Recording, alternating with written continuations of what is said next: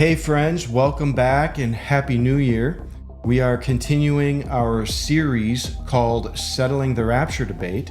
And for those of you who haven't seen the previous videos in this series, just to bring you up to speed, what we're doing is going through my book called Settling the Rapture Debate, chapter by chapter. Now there are 40 chapters in the book, and we've already covered chapters 1 through 5.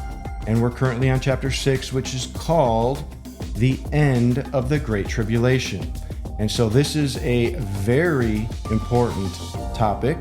The end of the Great Tribulation marks the coming of Jesus, or the second coming.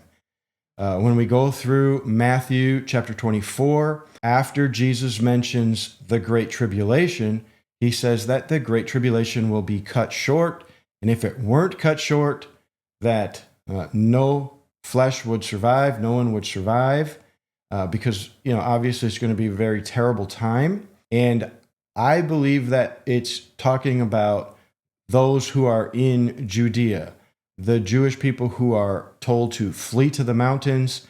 It's talking specifically about them, that if it's not cut short, that none of them would survive. Because as we covered in the last session, the lead up to the Great Tribulation, or as Daniel calls it, the time of distress, the lead up to that is all the activity that's mentioned in the latter part of Daniel chapter 11.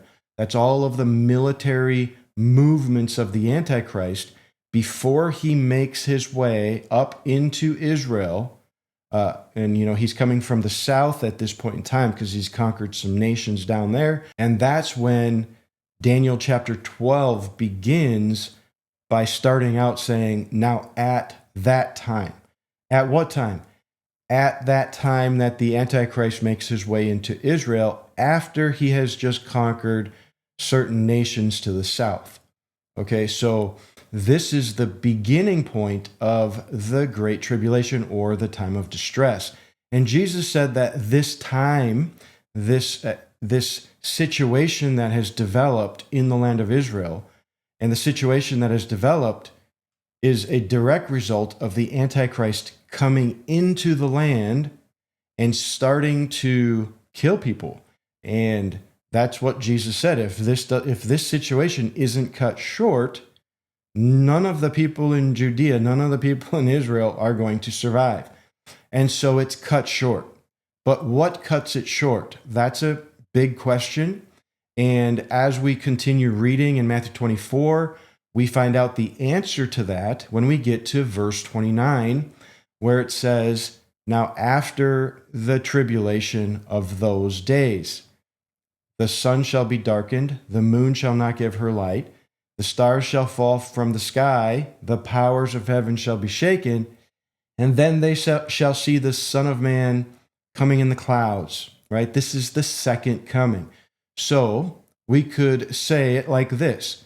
The second coming of Jesus is what cuts the Great Tribulation short, or the end of the Great Tribulation comes because Jesus returns and puts a stop to it. This is, I should say, one of the reasons why Jesus returns when he does, is to put a stop to the Great Tribulation, because he needs to save a remnant of the people of Israel from complete destruction. And so this is a very important part of getting our 7-year timeline correct, because we have to ask the question is, when does the Great Tribulation begin and when does it end? Where do we put the ending point of the Great Tribulation on our 7-year timeline? Now, just to cover quickly what some of the other views do, and then we're going to do a comparison to what the midweek rapture view does with that 7-year timeline, just as a comparison, so you can kind of see, is that the pre-week rapture, the mid-trib, I should say the traditional mid-tribulation rapture, and the post-week raptures, those three views have the starting point of the Great Tribulation beginning exactly at midpoint. and ending at the end of the 7 years. So they have the Great Tribulation lasting for 3.5 years long. The pre-wrath view of the rapture has the Great Tribulation beginning exactly at midpoint and ending, maybe a year, year and a half or so, or 2 years into the second half of the 7 years. So they don't see, the pre-wrath view does not see the Great Tribulation lasting 3.5 years. They see it lasting a shorter period of time than that. But all four of those views have the Great Tribulation beginning at midpoint. And so I just wanted to point that out, that there are some differences in the way the pre-wrath view kind of works out. But we're not going to get into all of that today. Though the difference is that the midweek rapture view has the Great Tribulation beginning 30 days before the midpoint, and then has the Great Tribulation ending 30 days later, exactly at midpoint. Now, why is it important to, by way of comparison, to go through and understand what the other views hold to as far as when the Great Tribulation begins from their perspective and when it ends from their perspective, and then compare that to what the perspective of the midweek rapture view is? Well, it's because the way that the midweek rapture view presents this is very different from all of the other views. In other words, there are some commonalities to the other views that don't apply to the midweek rapture view. Let me give you an example. All four of the other mainline rapture views, they all have the Great Tribulation beginning at midpoint. They all do. Okay, 3 of those 4 have the Great Tribulation lasting for 3.5 years, and then the second coming happening at the end of that 3.5 years. Okay, the pre-wrath view is the only one that has it starting at the middle, like the other 3, but then they have the Great Tribulation lasting only a year, year and a half, 2 years or so, going into the second 3.5 years. And so theirs is a little bit different, and I'm not going to go into how theirs works because it kind of gets detailed and intricate. But the midweek rapture view doesn't have the Great Tribulation beginning at the midpoint. It has it beginning 30 days before the midpoint. Okay, so this is a big difference compared to the other 4 major views. The other difference, which is even, I think, a bigger difference, is that the other 4 views have the second coming happening at the end of the 7 years, aside from the pre-wrath view, which kind of sees a multi-stage second coming beginning somewhere in the middle of the last 3.5 years. Okay, but besides that, the midweek rapture view sees the second coming and the end of the Great Tribulation happening at midpoint, just 30 days after it began. And so we see this as a very highly charged geopolitical situation that is coming into Israel, okay? And we've got the Antichrist and all the nations that are now aligned with him, that he's conquered, all of these nations coming into Israel at 30 days before the midpoint. And then part of the reason he's coming up to the north, and when we read Daniel 11, part of the reason that he's coming up to the north is because he goes forth, because he hears rumors from the north and from the east. And we don't know what that is referring to, but it could be that these armies from the north and the east are coming down to Israel to confront the Antichrist. Okay, they're not necessarily on his side. You got to remember, in the beginning 3.5 years, the Antichrist has a lot of opposition that he has to overcome. And there are nations that are not in agreement with him. And so what we might be seeing with the nations from the north and from the east that trouble him are nations that are aligned against him at this point in time. Later on, they may follow suit. But they're against him at this time, and they're coming to confront him and this whole thing collides right there at center stage in Israel. And it says in Zechariah chapter 12, I will bring all nations up against Israel. Okay, when it says that over there, we shouldn't get the impression that all of the nations will be on the same page, or they're all gonna be allies against Israel. It just says they're gonna come up against Israel, meaning up alongside, like kind of up, like against a wall. Okay, that doesn't mean they're all together. You understand? So the Lord is bringing the nations to Israel in the last days, just like he said he would.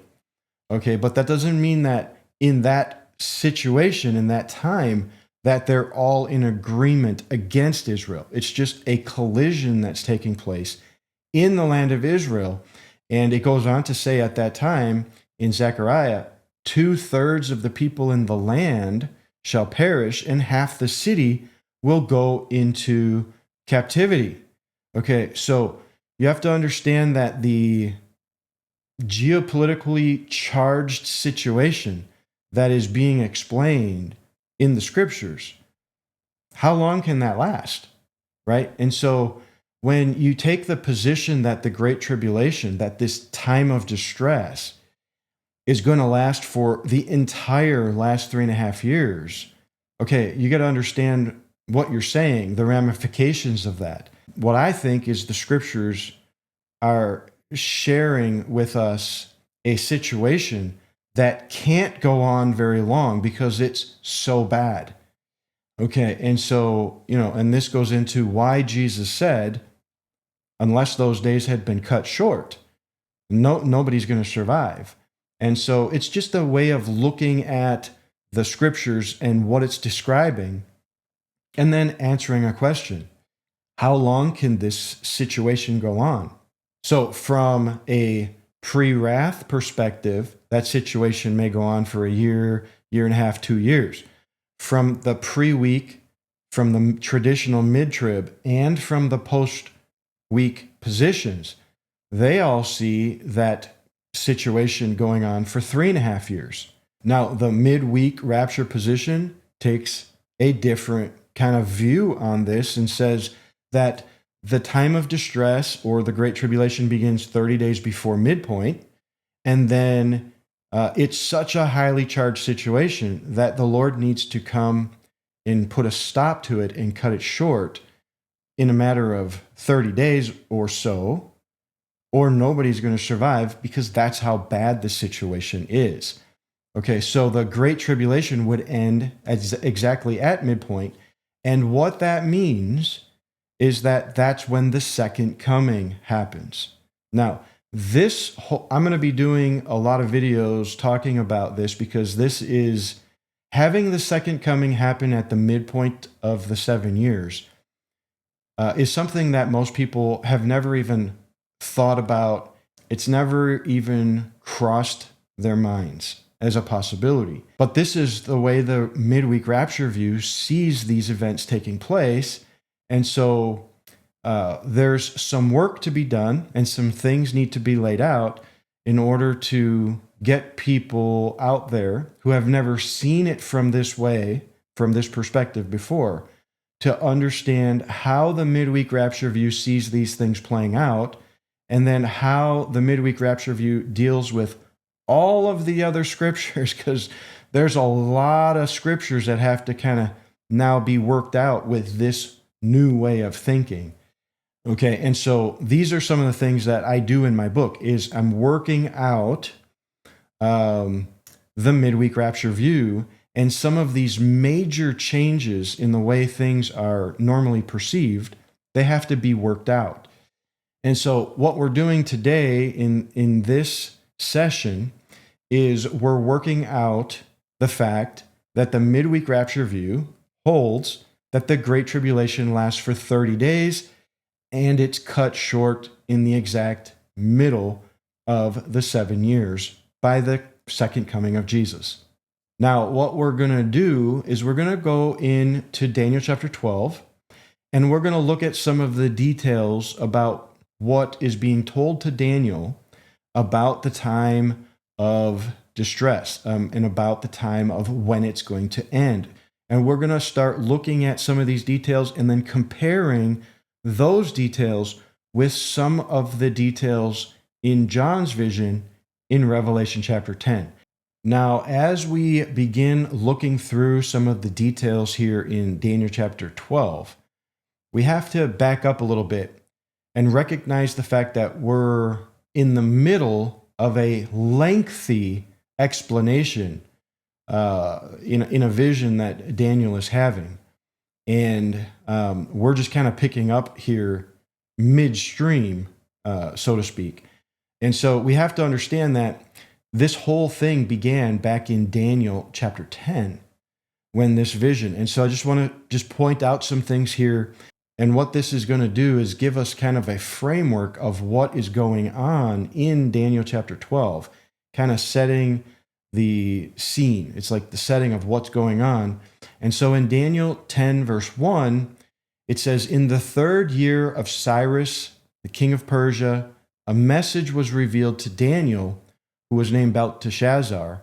And the message was true and one of great conflict. But he understood the message and had an understanding of the vision. In those days, I, Daniel, had been mourning for 3 entire weeks.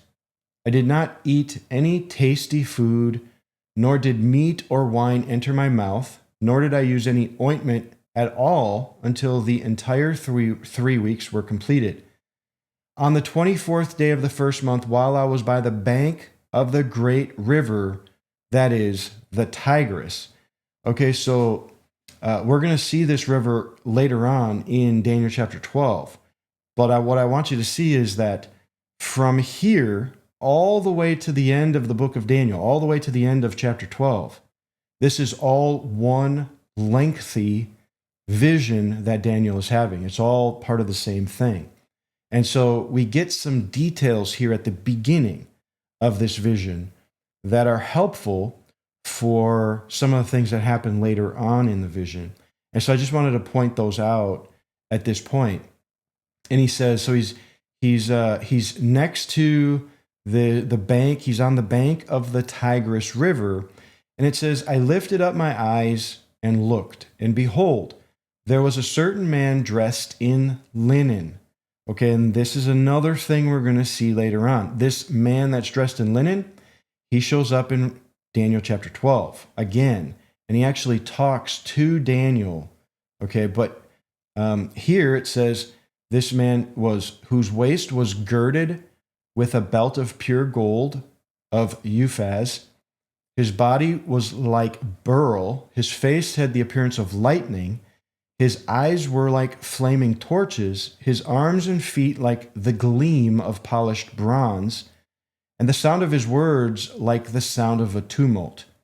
All right, so there is some debate over who this man in linen is. Some say, well, he's just a mighty powerful angel. Others would say that this is the pre-incarnate Christ. And because there's a very similar description of Jesus in Revelation. In other words, Jesus appears very similar to this in Revelation that when John saw him. So you can see kind of how some people make the correlation that this man in linen is the same as it's Jesus just before his incarnation. Now, I want to point out that even though we see this man in linen early on in this vision, and then we see him later on in the vision, this man in linen is not the primary one that's communicating with Daniel throughout these entire 3 chapters. Okay, the primary one that's communicating with Daniel is probably an angel, but we're not given a name. Like in some of the other chapters in Daniel, we're told that Gabriel was talking to Daniel. Here, we assume that maybe he's talking to Gabriel, but we're not sure. And we assume that because a little bit later, this angel or this person or entity that's talking with Daniel says that Michael is coming to help him battle some of the kings of Persia and Greece and so on. So anyway, just to say that the man in linen is not the one who's talking with Daniel primarily throughout this whole 3-chapter stretch. It's probably Gabriel. It might be another different angel. We're not told, but it's probably an angel that's talking.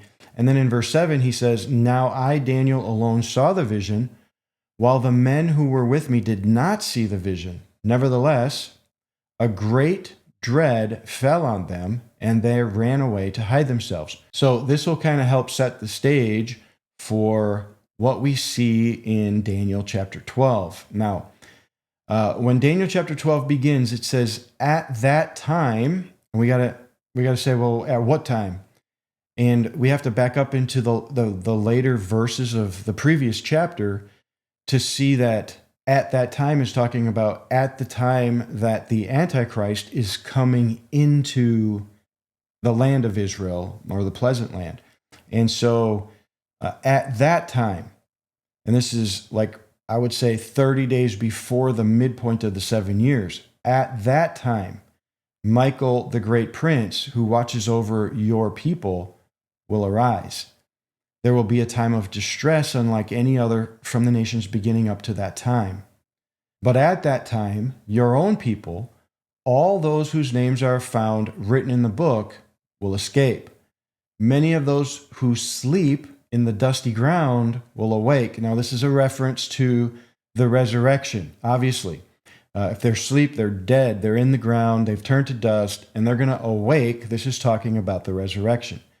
Okay, so this is a very important part of this whole chapter, that at the end of the time of distress, the resurrection happens.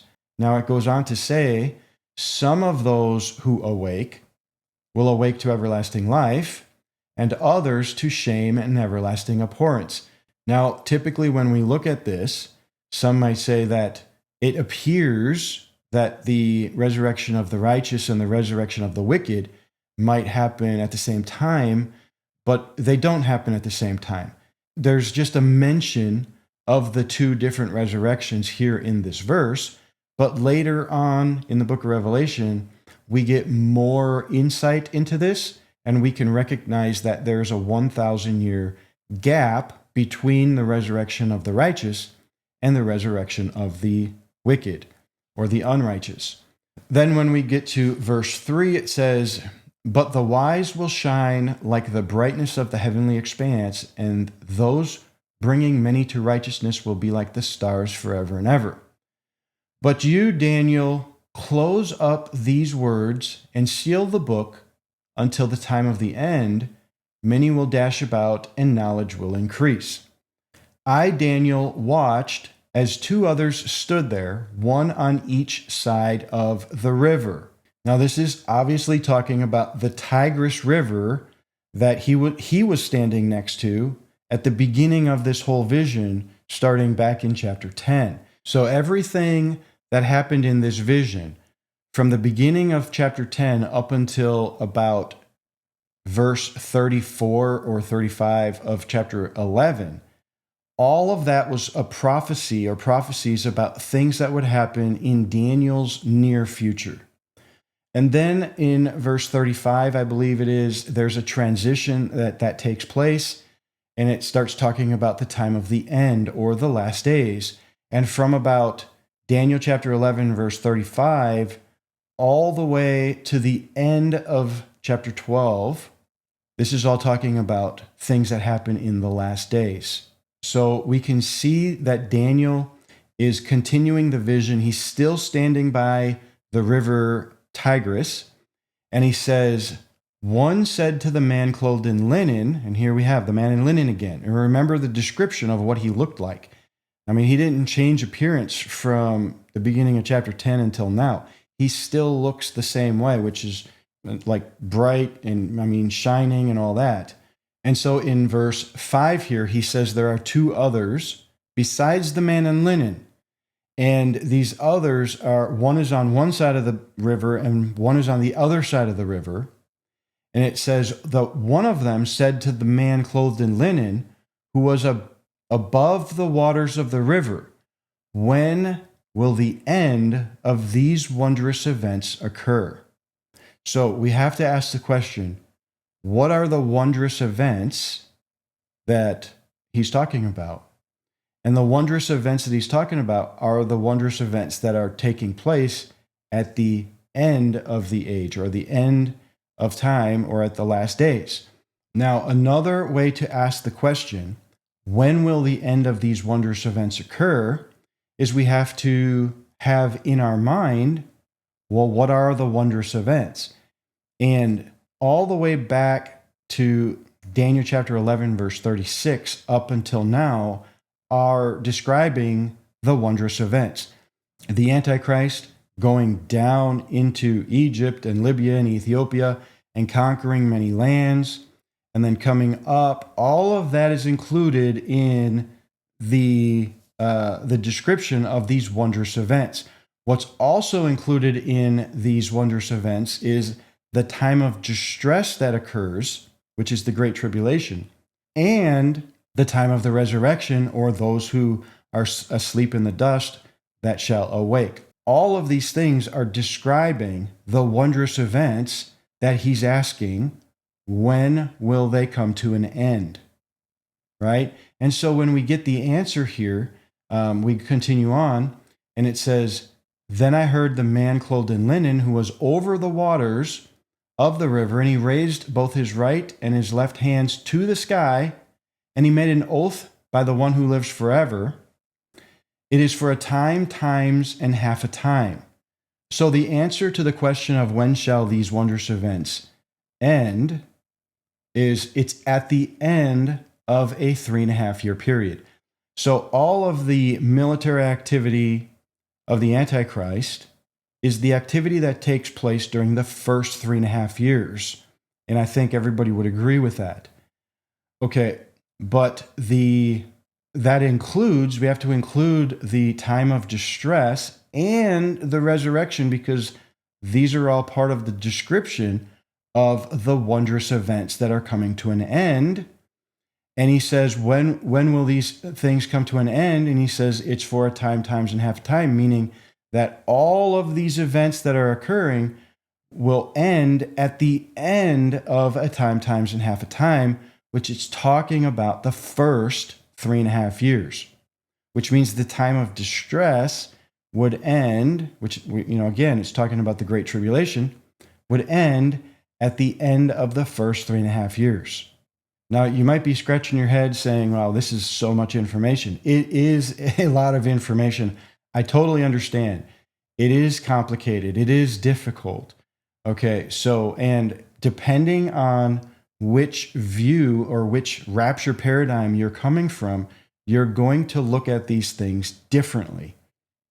So people who don't hold to a midweek rapture view, if you're out there and you're watching this video, I understand that you view these things differently than what I'm saying because you're coming at it from a different perspective.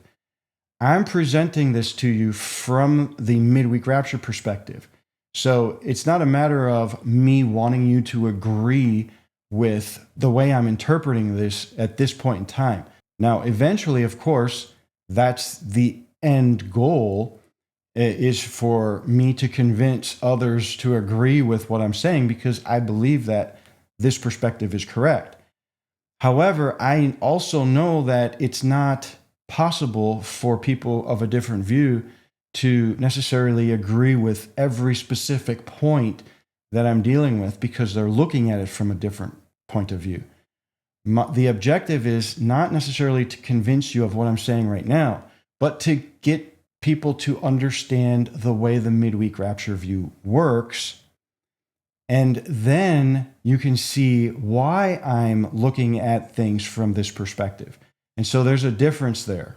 And so now we're going to continue to kind of build upon this, and we're going to pair what's being said here with what's said in Revelation chapter 10. Now, here in verse 7, Daniel hears the man dressed in linen speak to him. And so now it's not the angel anymore speaking, it's the man dressed in linen. And it says that the man in linen raised both his right and left hands to the sky, and he makes an oath. Now we're going to see in a minute that there is another angel over in Revelation chapter 10 who raises his right hand and makes an oath. Now this gives us the idea that this is talking about the same thing, and we'll get to that in just a minute. But the man dressed in linen says, it is for a time, times, and half a time. And we all know that that's talking about a 3.5 year period of time. What is for a 3.5 period of time? It's encompassing all of the prophecies from Daniel 11, verse 35 and 6, all the way to the end. It's encompassing all of these things.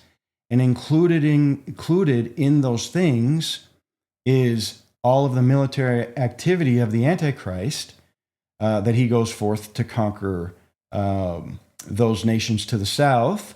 It includes the time of the Great Tribulation, or the time of distress, and it includes the wonder that Daniel saw of those who slept in the ground shall awake. It includes all those things. All those things will happen in a 3.5 year period, and all of those things will end at the end of that 3.5 year period. Okay, so what I want to point out here is that this is not saying that the time of distress will last for 3.5 years. It's saying that all of these things will end at the end of the 3.5 years. Now, we only have 2 of these 3.5 year periods of time. We have the first half of the 7 years, and we have the second half of the 7 years. So it's got to be talking about one or the other. So which is it? And I would argue that it's talking about the first 3.5 years for a whole mountain of reasons, which I'm just going to give you a few of them here today. But one of them we've already discussed is that part of the wonders that Daniel is saying, when shall it be come to an end, is talking about all of the military activity of the Antichrist. It shall come to an end at the end of a 3.5 year period.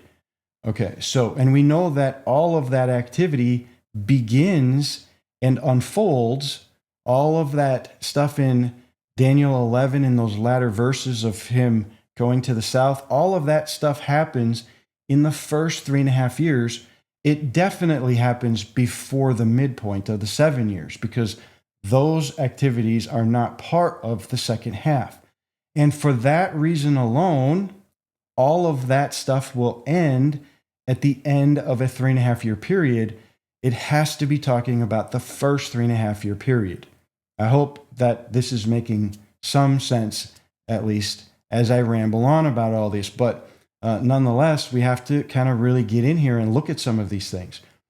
So after it says, it is for a time, times, and half a time, it goes on, it says, then when the power of the one who shatters the holy people has been exhausted, all these things will be finished. Now, we have to make some decisions about this particular part of the vision here, because there is some persecution that happens in the first 3.5 years, and there is some persecution that happens in the second 3.5 years.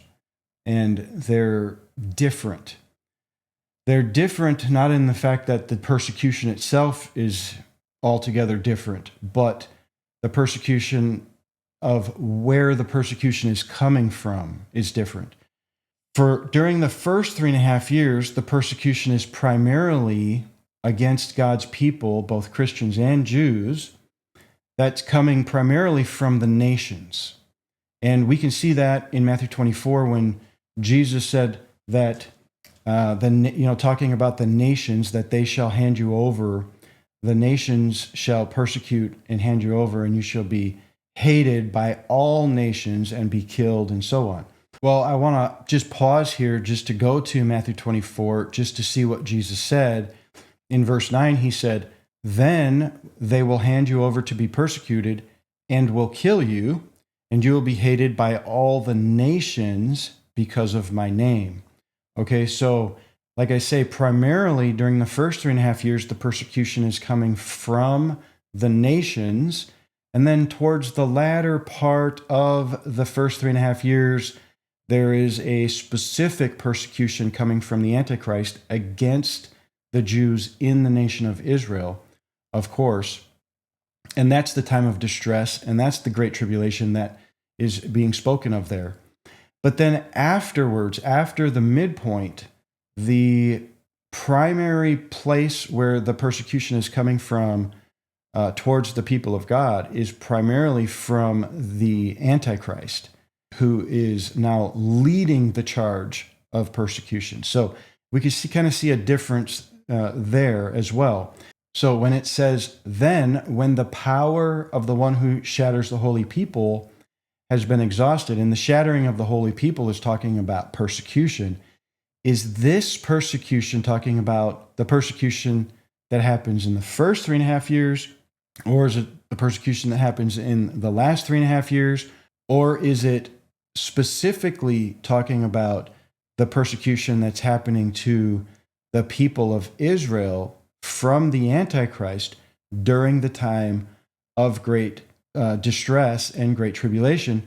And I would believe that the latter is the case, that this particular shattering of the holy people is talking about the persecution that comes against Israel, and that is specifically, delegated towards the time of distress, not just the overall persecution in general. And, I guess part of the reason for that is trying to stay within context of what is being revealed here. And we go back to verse 1, and this time of distress is coming against the nation of Israel. So I guess just keeping with context, this is talking about that specific persecution and not necessarily just persecution that's going to happen throughout the entire 7 years in a general sense. It's talking about the specific persecution. So when is that going to end? So all of these things are going to end at the end of a 3.5 year period. The question is it the first 3.5 year period or the second 3.5 year period? And from the midweek rapture perspective, it's talking about the first 3.5 week period. What that means is if the Great Tribulation ends in the middle of the 7 years and only lasts, for the 30 days leading up to there, then that means the second coming, which is what cuts the Great Tribulation short, also happens at midpoint. Okay, and that's a lot to take in, I understand, but that is how the midweek rapture view looks at this. And I know there's a ton of questions that come up. Okay, well, if that's the case, well, how do you explain, a whole myriad of other things? Well, those are all good questions, and that's what we are dealing with, and that's what we're going through. If the second coming happens at midpoint, then what? What is the reason for the second 3.5 years? What happens during the second 3.5 years? And these are all very good questions, but these are all questions that we are going to address as well in coming videos. And this is all going to come together to make sense. Okay. Now, at the end of it all, people have to decide whether they prefer the midweek rapture view and that scenario, or they prefer some other one. I guess that's what they have to do. But what I would say is at least do the research and find out, right? And follow through to the end of the matter and see where this leads. Well, if the midweek rapture view believes that the second coming happens at midpoint, okay, how does this all play out? What I'm saying is, let's follow along with me until we get to the end of those questions and then decide whether or not you agree or disagree. I guess that would be my advice, to everybody out there, and my hope that everybody would follow the reasoning all the way to the end before they make a decision on what I'm talking about. Okay, so now let's pair this with what's happening over in Revelation 10. But before we do, I want to point out a particular verse in Exodus, because we have the man dressed in linen. He's raising both his right and his left hand, and he's swearing an oath okay, to the one who lives forever and ever. And then we have over in Revelation 10, which we're going to look at in a minute, a mighty, powerful angel raises his right hand and swears to him who lives forever and ever. And so I just want to point out this one verse because there's a significance to the raising of the right hand. Okay, and here's this verse. It says, this is talking about the Exodus, and they're praising the Lord, and it says, "Your right hand, O Lord, glorious in power. Your right hand, O Lord, shatters the enemy." The right hand is significant here in the sense that the raising of the right hand is talking about the defeat of the enemies of God. Now, the significance of the meaning of it is talking about that is the time when God will defeat his enemies. And who are his enemies at that moment? It's the Antichrist and his armies and any other armies that are coming against Israel, up against Israel at that time. He is coming to defeat his enemies. And so the raising of the right hand is signifying this defeat. And so we see this here in verse 7. "Then I heard the man clothed in linen, who was over the waters of the river, as he raised both his right and left hands to the sky, and made an oath by the one who lives forever and ever." And here's the oath: "It is for a time, times, and half a time." So now let's go to Revelation chapter 10, and we'll start reading just in verse 1. "Then I saw another powerful angel descending from heaven, wrapped in a cloud, with a rainbow above his head, and his face was like the sun, and his legs were like pillars of fire." Well, this is a very similar description that we read in Daniel chapter 10 about the man dressed in linen. Very similar. And so what I think we could possibly assume is that the man in linen and this powerful angel are one and the same individual because the description of them is so similar. Okay, and a lot of people would agree with that as well. Some people would say that this is just some mighty angel, and other people would say that this is actually talking about Jesus himself, because the similar description to this is given in Revelation chapter 1 that applies to Jesus himself. And so there is that. I think I would probably lean more towards that this is talking about Jesus. And there's other reasons for that as well, but we'll discuss that another time. We're not going to get into all that right now. Okay, but it says, "He held in his hand a little scroll that was opened, and he put his right foot on the sea and his left on the land. Then he shouted in a loud voice, like a lion roaring. And when he shouted, the seven thunders sounded their voices. When the seven thunders spoke, I was preparing to write, but just then I heard a voice from heaven saying, 'Seal up what the seven thunders spoke and do not write it down.'" Well, this is very similar to what we read in Daniel chapter 12 as well, because Daniel is told to seal up the vision until the time of the end. And here John is being told, seal up what you just heard. So there's another similarity, and this gives us more evidence that these two visions are related and actually describing the same exact thing, just from a different perspective. Verse 5, "Then the angel I saw standing on the sea and on the land raised his right hand to heaven and swore by the one who lives forever and ever." See, same exact thing. Both of them swear by raising their hand. "Who created heaven and what is in it, and the earth and what is in it, and the sea and what is in it, there will be no more delay. But in the days when the seventh angel is about to blow his trumpet, the mystery of God is completed, just as he proclaimed to his servants, the prophets." So over in Daniel's vision, we're told that all these things will be finished at the end of a time, times, and half a time, at the end of a 3.5 year period.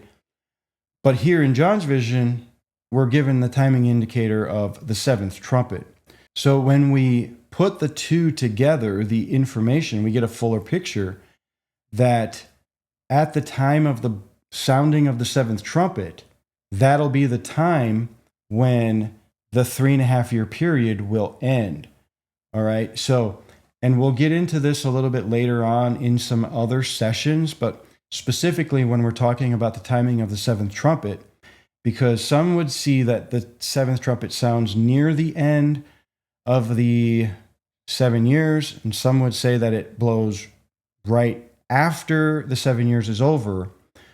The midweek rapture view sees the seventh trumpet sounding exactly at midpoint. And where you place the timing of the seventh trumpet is kind of a big deal. It's a really important thing where that is placed.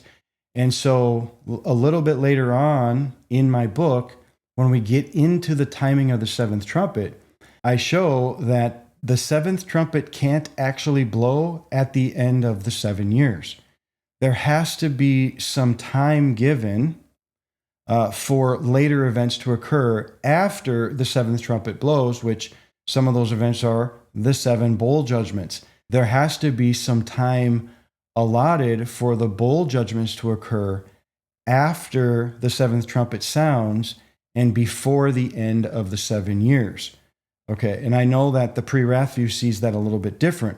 So I'm really just talking right now about the pre-week and post-week views. Both of them cannot have the seventh trumpet sounding on the last day of the 7 years. They have to have it sounding previous to there. So what does that do?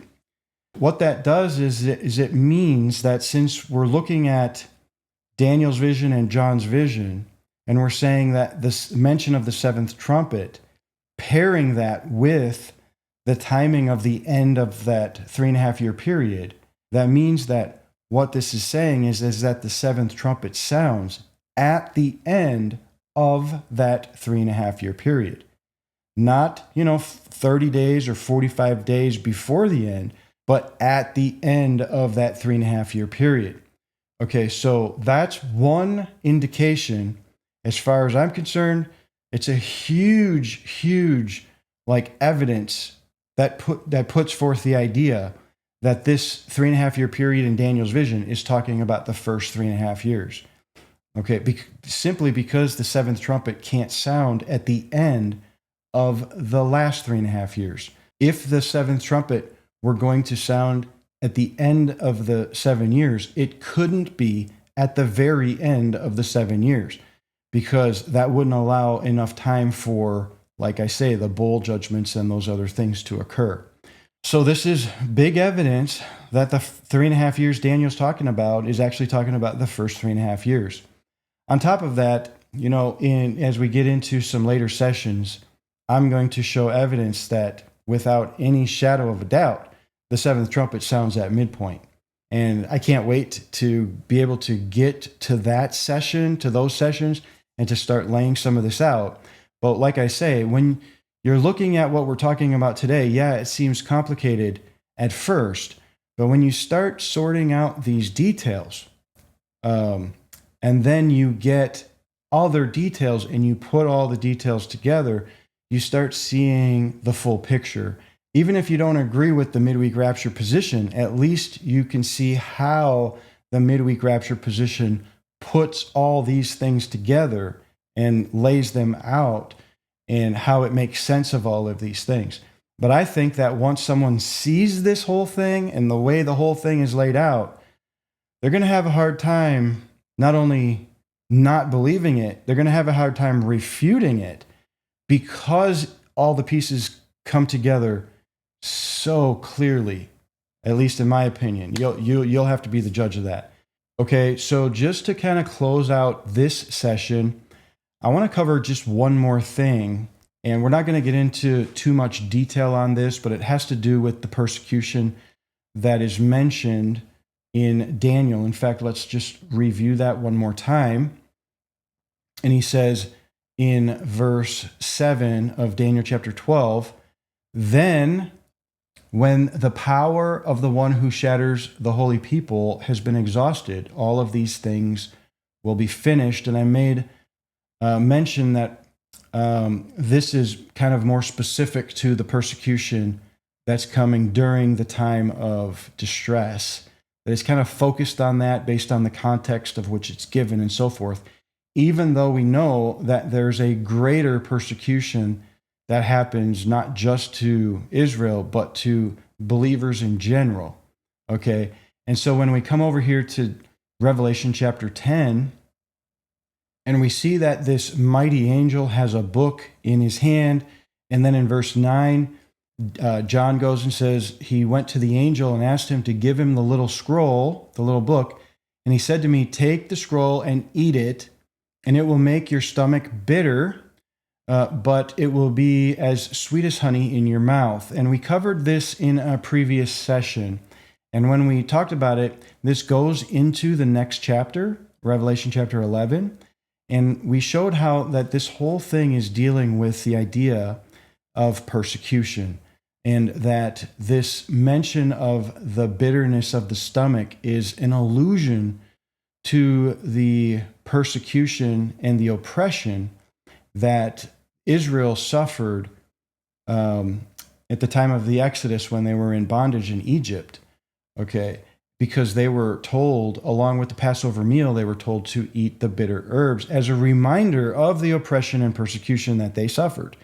And so the fact that it's mentioned here again in Revelation, this is drawing back an allusion to that same thing that we see. And so this is beginning to start talking about the fact that there's going to be persecution. And then in verse 10, "So I took the little scroll from the angel's hand and ate it, and it did taste as sweet as honey in my mouth, but when I had eaten it, my stomach became bitter." Then he told me, "You must prophesy again about many peoples, nations, languages, and kings." Now, when we look at this, sometimes we want to disassociate verse 10 from verse 11 as if he's moving on to something else. But there is a tight association here. The bitterness of the stomach has everything to do with what he's being told to prophesy. In other words, the reason for the allusion to the bitterness is because what he's about to have to prophesy has everything to do with persecution. So as we go forward from here, he's told to prophesy about many peoples, nations, languages, and kings. And this is leading into the next chapter. It has everything to do with persecution. And so the first two verses of the next chapter are really dealing with the persecution that will come during the first 3.5 years leading up to the midpoint. And so I would refer you back to that earlier session where we kind of gave a description of these first two verses. We kind of go into detail here, and we talk about that in detail as well. So just to kind of close out this session for today, I know we talked about a whole bunch of things, but in the end, what we see is that the time of distress, okay, and all the different reasons that we talked about of how and why that leads up to the midpoint, that time of distress is going to be like nothing else that the nation has ever seen before. It's going to be very severe. And the fact of the matter is, I don't believe that the scriptures frame that situation as lasting that long. I think it's going to last for a very short period of time, that it's going to be cut short by Jesus' second coming, and he is going to put a stop to it because he needs to save a remnant to fulfill all the prophecies of the Old Testament that are talking about a remnant of Israel that would be saved in the last days. So we see that all of this is kind of coming to a head at the midpoint of the 7 years when the second coming happens. Jesus puts a stop to the time of distress. He wipes out the armies that are coming against Israel, and a lot of other things happen at that same point in time. But there are clues that we will look at in more detail that even lend more credibility to the fact that the second coming happens at the midpoint. And I'll just mention this one, and we're going to look at this in detail later. But when Jesus said in Matthew 24, verse 29, he said, immediately after the tribulation of those days, the sun shall be darkened, the moon shall not give her light, the stars of the sky shall fall to the earth, and the powers of heaven will be shaken. And that last phrase right there, the powers of heaven shall be shaken, what Jesus is doing is he's pointing to the war in heaven when Satan and his angels will be shaken and removed from the position of authority over this earthly realm. So this right here, again, we're going to talk about that in a lot of detail later on, but I believe that Jesus himself is pointing to the midpoint for his own second coming when he said that. And we'll give all the details and all of the evidence for that as well in future videos when we're talking about the war in heaven. But these are some of the indicators, right, for the way this is being set up from a midweek rapture perspective. So I had stopped recording and turned off all my equipment, and then I realized that there was something else that we needed to finish up over in Daniel chapter 12, and I can't believe I forgot it because it's so important. But there is a dialogue that's happening here and that we need to look at. And so the man dressed in linen says, "It is for a time, times, and half a time." And then he goes on to talk about the persecution against God's people, against the holy people. And here's the dialogue. Daniel stops talking to the angel that he's primarily been talking to for this whole vision. And he actually asks the man dressed in linen a question. Because he says, I heard, in verse 8, I heard, but I didn't understand. So I said, Sir, he's addressing the man in linen, what will happen after these things? So what Daniel is asking is what's going to happen after the time, times, and half a time, or after all of these wonders. What's going to happen then? And the man dressed in linen actually answers the question. But before he does, he says, Go, Daniel, for these matters are closed and sealed until the time of the end. But then it's almost like he says, but I'm going to give you this. So look, all of these things are sealed, but I'm going to give you this in answer to your question. He says, many will be purified, made clean, and refined, but the wicked will go on being wicked, and none of the wicked will understand, though the wise will understand.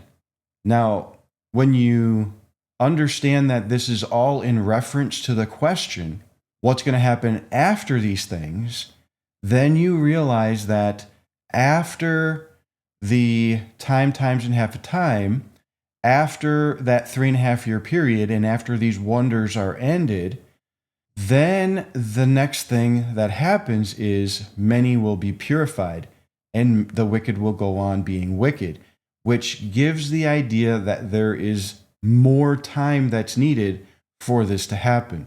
And the reason I bring it up is because this also lends to the idea that the time, times, and half time that the man in linen is referring to is the first 3.5 years, because then after that, there would be more time for the many to be purified and for the wicked to go on being wicked before the time of the end. And in fact, he even goes on to say even more. He says, from the time that the daily sacrifice is removed and the abomination that causes desolation is set in place, or in other words, from the time when the time of distress begins until the time of the end, there will be 1,290 days. He's not saying that the time of distress will last for 1,290 days. He's just saying from the time when the distress begins until the time of the end, there's going to be 1,290 days. So when you kind of back this all out, he's saying that there will be another 3.5 years after all of these things are finished, and that answers Daniel's question, what shall be after these things? Well, that'll be all for this session today. Thanks for joining me. In the next session, we'll be starting the chapters that are dealing with the abomination of desolation. So until then, God bless you, and we'll see you next time.